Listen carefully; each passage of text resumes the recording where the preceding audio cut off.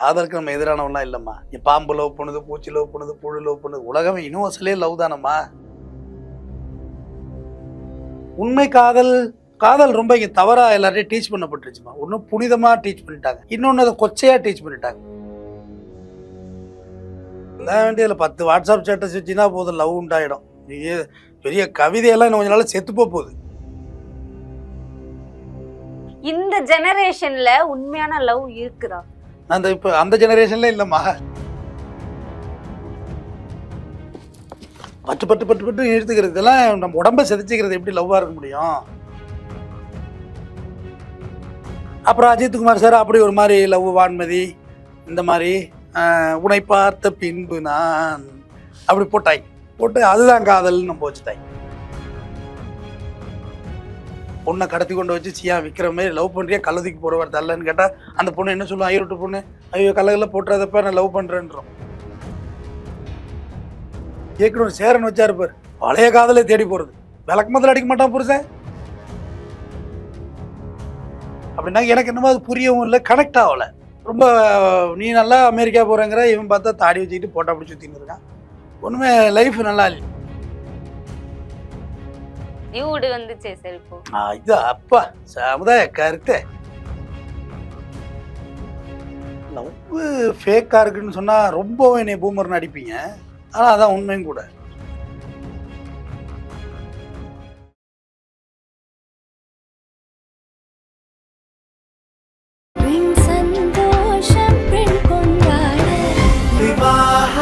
மணப்பெண்ணின் பிரத்யேகமான திருமணம் விவாஹா தி Chennai silks. King TV நேயர்களுக்கு வணக்கம். இன்றைய சிறப்பு நிகழ்ச்சியில் நம்முடன் இணைந்திருக்கிறார் குற்றவியல் வழக்கறிஞர் RS தமிழ்வேந்தன் அவர்கள். வணக்கம் சார். வணக்கம். இன்னைக்கு காதலர்கள் தினம், நிறைய படங்கள் ரீலீஸ் ஆயிட்டு இருக்கு. ஒரு சைடு எல்லாம் லீவை போட்டு லவர்ஸ்க்கு வந்து சர்ப்ரைஸ் பண்ணிட்டு வெளியே ஜாலியா சுத்திட்டு இருக்காங்க. காதலர் தினம் எதற்காக கண்டுபிடிக்கப்பட்டது? காதலர் தினம் இப்ப நிஜமாவே கொண்டாடப்பட்டு இருக்கா? முதல்ல காதலர் தினம் எதனால கொண்டாடப்படுதுன்னு முதல்ல தெரிஞ்சுக்குவோம். 3ஆம் நூற்றாண்டில் புனித வேலண்டைன் அவர் வந்து அரசரை மீறி ரோம் நாட்டுல படை வீரர்களுக்கு திருமணம் கிடையாது. ஏன்னா போர் பயிற்சியில் உள்ளவங்க வந்து கல்யாணம் பண்ணிக்கூடாது அப்படின்றது அந்த மன்னருடைய கட்டளை.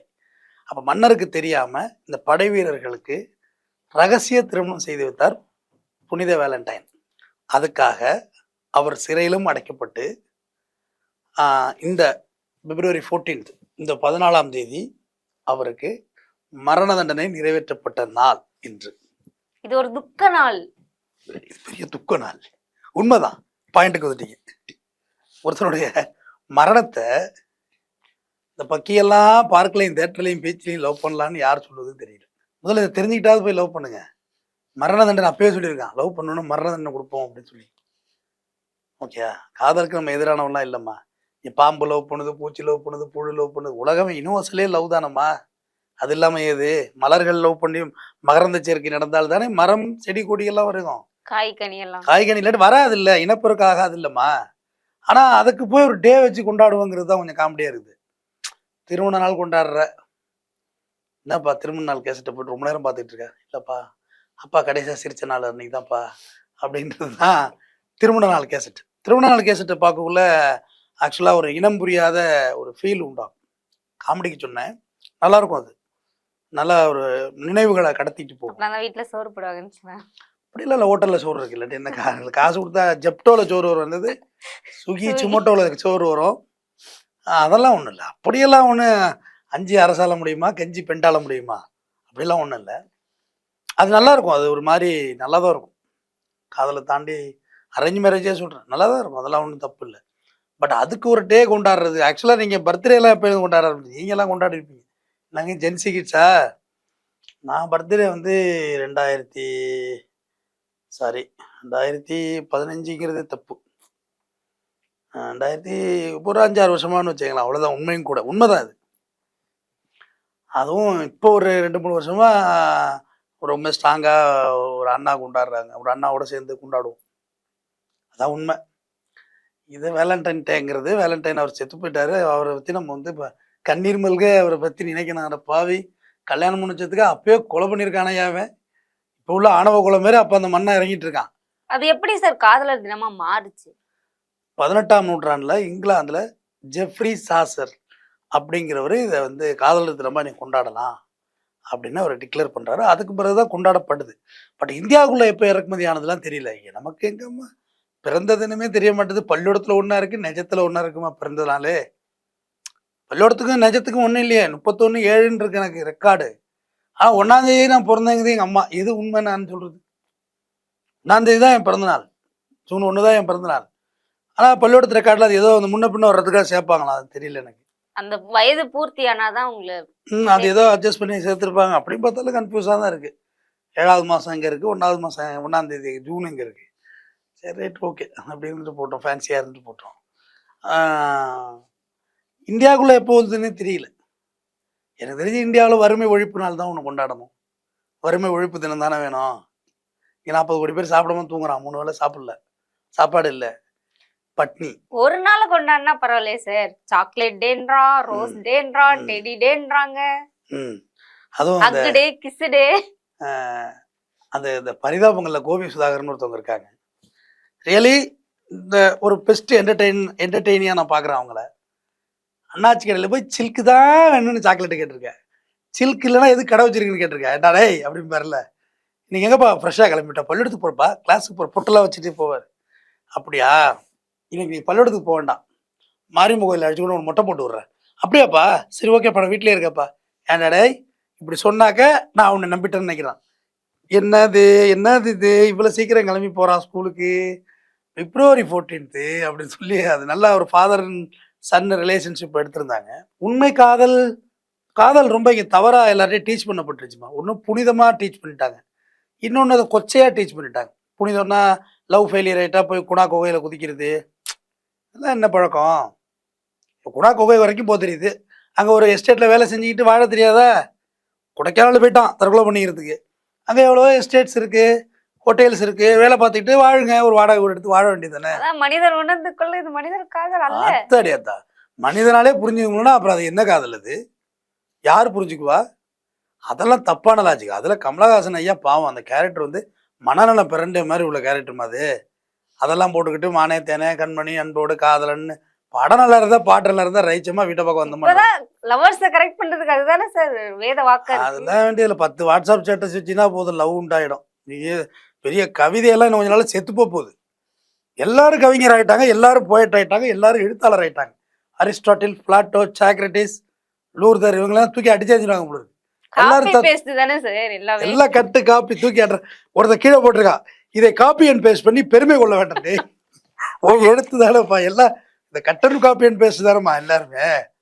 எனக்கு தெரிஞ்சா கூட சில தத்துவங்கள் போடுறது இல்லைம்மா நானே. எனக்கா தோணுதில்லை சில தத்துவம், அது நானே போடுறதில்லை. ஏன்னா அதுவும் கட்டன் காப்பி அண்ட் பேஸ்ட் மாரி இருக்கு. நான் போட்ட தத்துவத்தை 3ஆவது நாள் ஸ்டேட்டஸில் நீயே வச்சிடுற, என்னத்தை போய் நம்ம எழுதுறது தனியா அப்படின்னு சொல்லி. அப்புறம் பிற்பாடு தமிழ் சினிமாக்கள் காதலரை வந்து கொண்டாட ஆரம்பிச்சது. ஆக்சுவலாக சிவாஜி கணேசன் தண்ணியை போட்டுட்டு யாருக்காக ரத்தத்தை கக்கிக்கிட்டு கடைசியாக டாக்டர் சொல்லுவார், நீங்கள் கொஞ்சோண்டு விஸ்கி சாப்பிட்டு தான் ஆகணுங்க. இல்லை டாக்டர், நான் என்ன வேணுமோ சொல்லுங்க, நான் விஸ்கி சாப்பிட மாட்டேன் அப்படின்னு ஒரு ப்ராமிஸ் பண்ணார். அது நல்லா இருக்கும், அந்த படங்கள் நல்லா இருக்கும். லவ் ஃபெயிலியர் ஆகிட்டுனா இன்னொரு இந்த ஜெனரேஷன்ல உண்மையான லவ் இருக்குதா? அந்த இப்போ அந்த ஜெனரேஷன்ல இல்லைம்மா, அந்த ஜெனரேஷன்ல ஒருத்தர் கொலை பண்ணியிருக்கிறான் பாரு கல்யாணம் பண்ணி வச்சதுக்கு. மேரேஜ் அசம்பிளரே மர்டர் பண்ணியிருக்கான், கரெக்டு தானே? அவன் பாவம் வேலண்டைன், அவன் புனித வேலண்டைனே மர்டர் பண்ணி விட்டுருக்கான். போடா சித்து போடா, நீ நான் மேரேஜ் பண்ணி வச்ச அப்படின்னு. அப்புறம் சிவாஜி கணேசன் தான் அப்புறம் எம்ஜிஆர் ஐயாட்ட மாறிச்சு. எம்ஜிஆர் ஐயா வந்து கொஞ்சம் ஃபேண்டஸியாக லவ் பண்ணார், கொஞ்சம் ஓடி ஆடி ஜாலியாக லவ்விங் இருந்துச்சு. பட் லவ்விங் லிவிங் அவர் ஜாலியாக இருந்தார். அப்புறம் ரஜினிகிட்ட வந்துச்சு அந்த காதலின் தீபம் ஒன்று ஏற்றினாலே என் நெஞ்சிலே காதல். அவரை உண்மையாக லவ் பண்ணிட்டு கிடக்குற பொண்ணு. அந்த படத்தில் பார்த்தீங்கன்னா சுலோக்ஷனா விழுந்து விழுந்து இவரை லவ் பண்ணிட்டு கிடக்கும், நேசிக்கும், வேலையெல்லாம் கற்றுக் கொடுத்து விவசாயம்லாம் பண்ண வைக்கும். இவர் பார்த்தா குதிரையில் வர்ற மாதவியை லவ் பண்ணுவார். அவன்கிட்ட லவ் பண்ணிட்டு மரத்தில் பச்சையில் எழுதுறது. அப்புறம் சப்பாத்தி கல்லி இப்போ சப்பாத்தி கல்லி வந்து கொஞ்சம் அட்வான்ஸ் ஆகி மரத்தில் எழுத ஆரம்பித்தான். மரத்துக்கு வலிக்குமாண்டா, மரத்துக்கு வலிக்கும், மரத்தில் போட்டு கேம்பஸால் எழுதுனதெல்லாம் வந்துச்சு. அப்புறம் அந்த லவ் அப்படியே கமலஹாசன் சார் கையில் ஒப்படைக்கப்பட்டது. கமலஹாசன் சார் அதை இன்னும் கொஞ்சம் அட்வான்ஸ் ஆகி ரஜினிகாந்த் மரத்தோப்போடு நிறுத்தினார். கமலஹாசன் ஐயா பெட்ரூம் வரையும் எடுத்துட்டு போனார் இந்த காதலை. ஏன் ரோட்டில் நின்று லவ் பண்ணுறது, வா ரூமுக்குள்ளே வச்சு லவ் சீன் எடுப்போன்னு ஐயா படு பயங்கரமாக எடுத்து வச்சார். லிப்லாக் சீன்லாம் பயங்கரமாக வச்சது ஐயா தான். எம்ஜிஆர் எடுத்திருக்காரு இதோட பயங்கரமாலாம். கமலஹாசன் மறைவு காய் மறைவா பாட்டே இட கூடமா எழுதி வச்சிருக்காங்க. எம்ஜிஆர் பாட்டுலாம் போட்டு கேட்டீங்கன்னா வேற லெவலில் இருக்கும். டபுள் அர்த்தம்லாம் இல்லை, டைரக்டா அர்த்தம் தான். அதாவது கண்ணில் தெரியுமா அங்கனி கையில் காடுமோன்னு, காலம் இருக்கு நேரம் இருக்கு கொஞ்சம் பொறுங்க இருக்குன்னு அவசரமோன்னு வரும் அந்த வரி. அதெல்லாம் என்ன அர்த்தம், ஏடா டபுள் மீனிங்லாம் இல்லை, ஸ்ட்ரைட் அடி தான், பாட்டே அடி தான். அந்த மாதிரிலாம் எழுதுனாங்க, பாடல்கள் எழுதுனாங்க.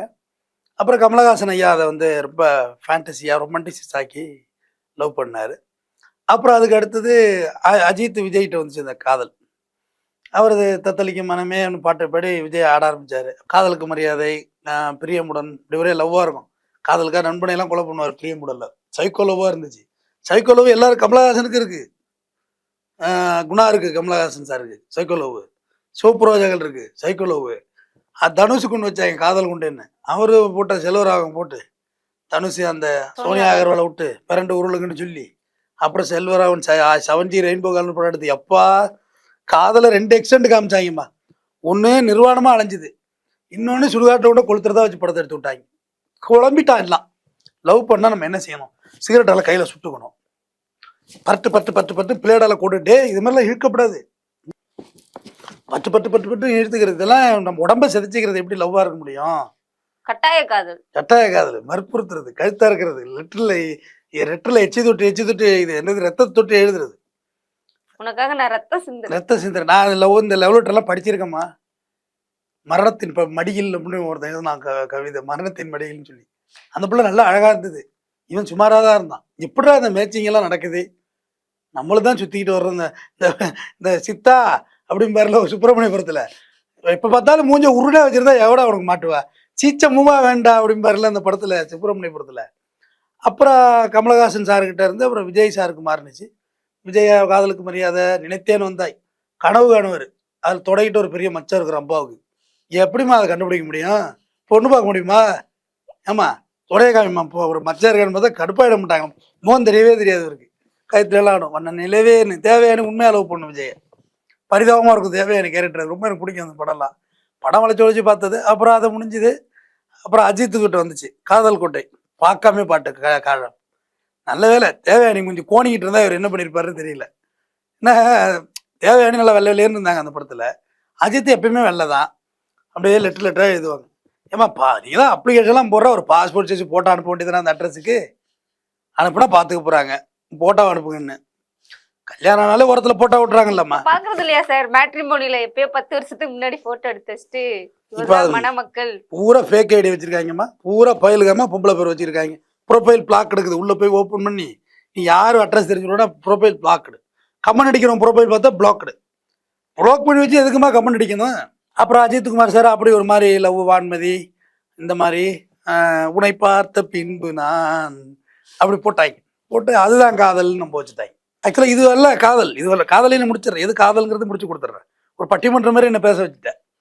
அதுக்கடுத்து அவங்கள்ட்டேருந்து அப்படியே கை மாறி அப்புறம் பல பேர் அப்பாசு நீ இல்லை நீ இல்லை அப்படி அப்பாசு இப்படி இடையிடையே வந்து இப்போ அப்பாஸ் கார்பிக் வந்துக்கிட்டு இருக்காரு. காதலர் தினம், காதலர் தினம், ஐயோ அப்பா 8 பாட்டு இட்டுமா.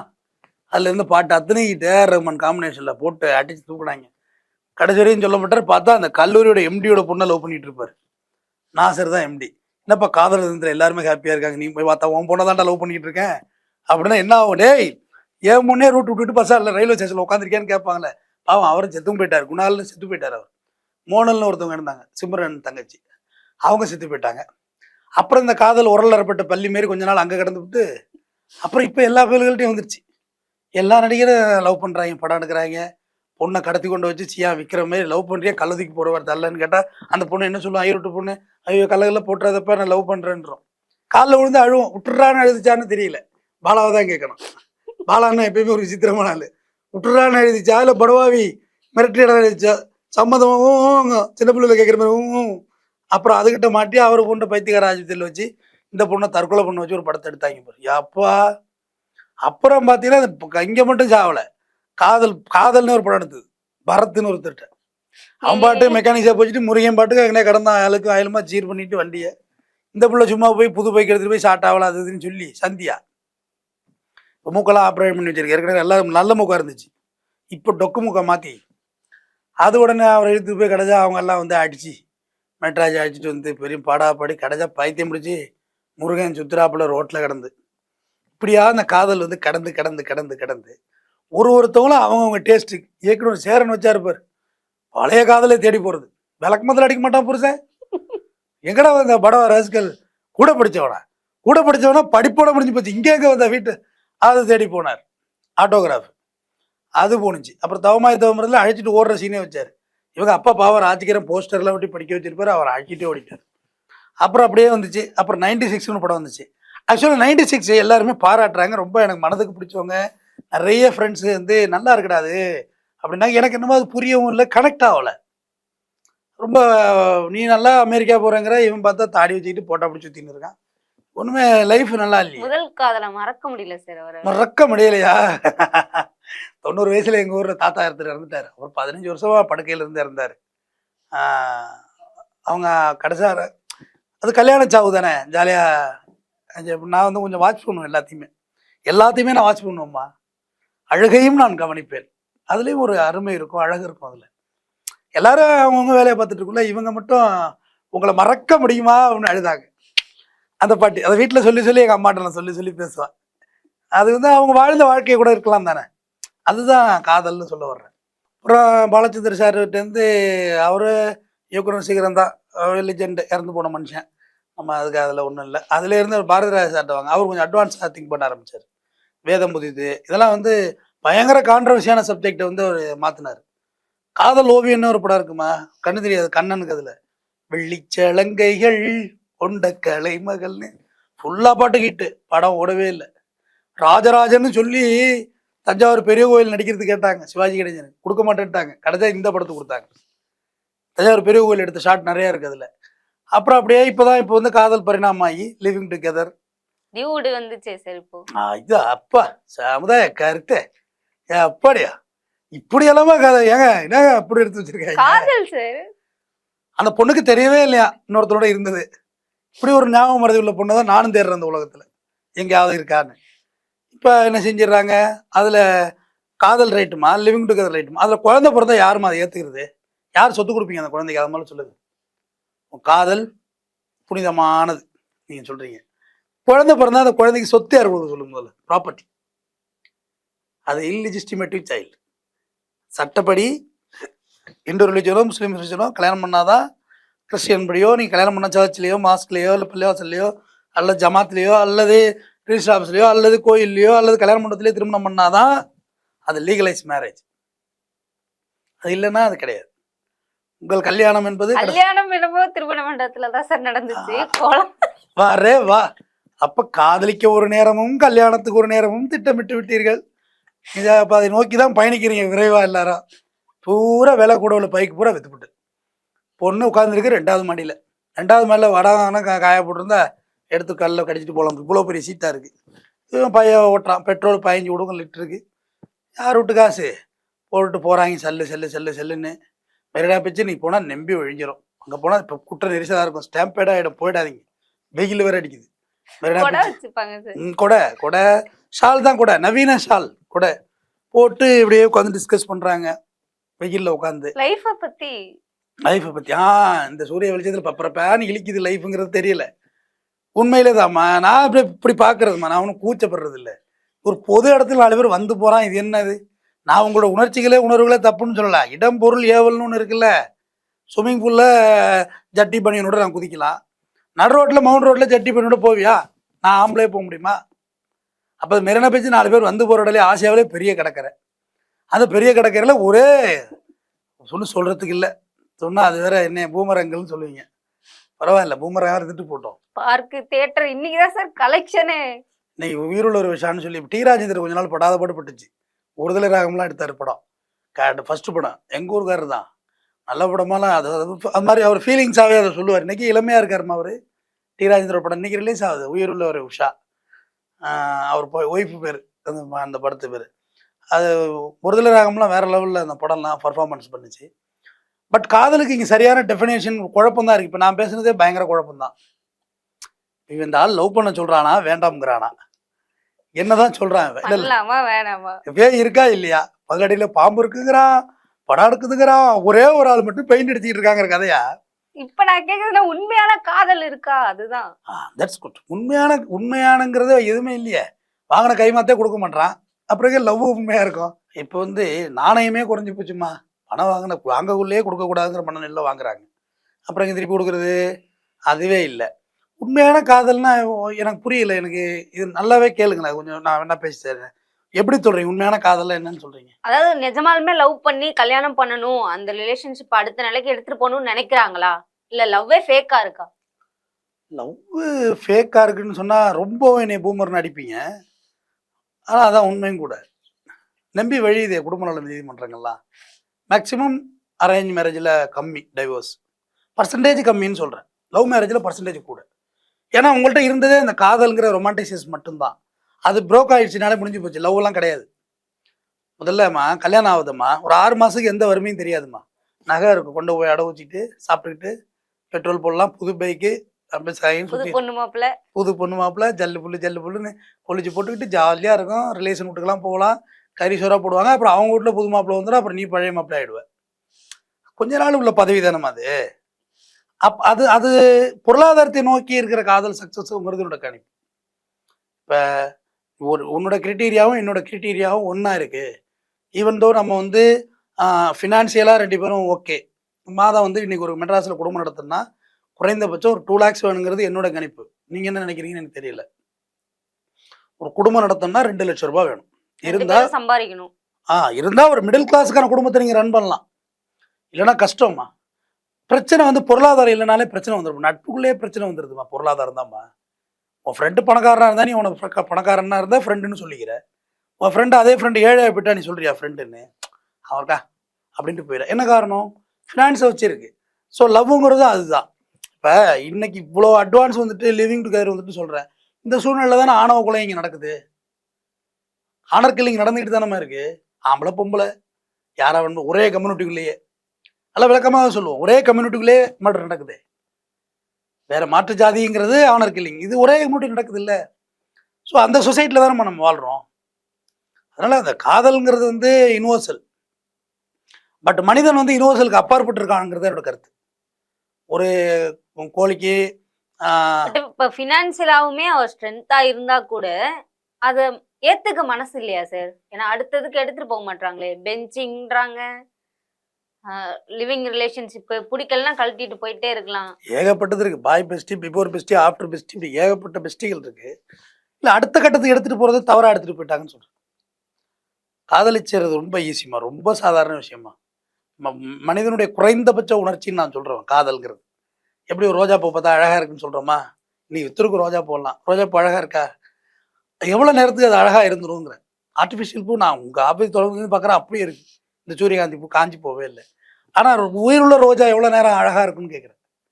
அதை வாடி போகிற மனநிலை ஏற்றுக்கிற மனநிலை இங்கே இல்லை. லவ்வுங்கிறது ஒரு பாண்டிங் இருக்கணும். அந்த பாண்டிங் வந்து பிரிஞ்சாலும் அழகாக பிரிய தெரியணும். யாரோ ஒருத்தவங்க அதில் சீரியஸ் ஆகிட்டாங்கன்னா கண்டிப்பாக பிரச்சனை ஆகிடும். ஆணோ பொண்ணோ சீரியஸ் ஆகிட்டா கண்டிப்பாக ப்ராப்ளம் தான் வரும். ஸோ ஒரு உலகம் முழுவதும் ஒருத்தர் இறந்த தினத்தை, புனித வேலண்டைன் இறந்த தினத்தை துக்க தினமாக தான் அனுசரிச்சிருக்கணும் நம்ம எல்லாரும். ஆனால் அதை ஒரு காதலர் தினமாக அனுசரித்து அது இன்னைக்கு பெரிய கார்பரேட் ஆகி கார்டு, சாக்லேட்டு, பார்க்கு, பீச்சு இதெல்லாம் பிஸ்னஸ் மயமாகி இன்னைக்கு பெரிய சேல்ஸ். இன்னைக்கு பெரிய சேல்ஸ். இன்னைக்கு ஒயின் ஷாப் கூட பெரிய சேல்ஸாக தான் இருக்கும். பெரிய சேல்ஸ் ஆகுது, இன்னைக்கு வியாபாரமாக மாறுது. அதோட காதல் வர்த்தகமயமாயிட்டுங்கிறதா உண்மை. தொடர்ந்து பேசுவோம். இதுவரை எங்களுடன் பல்வேறு கருத்துக்களை பயந்து நன்றி.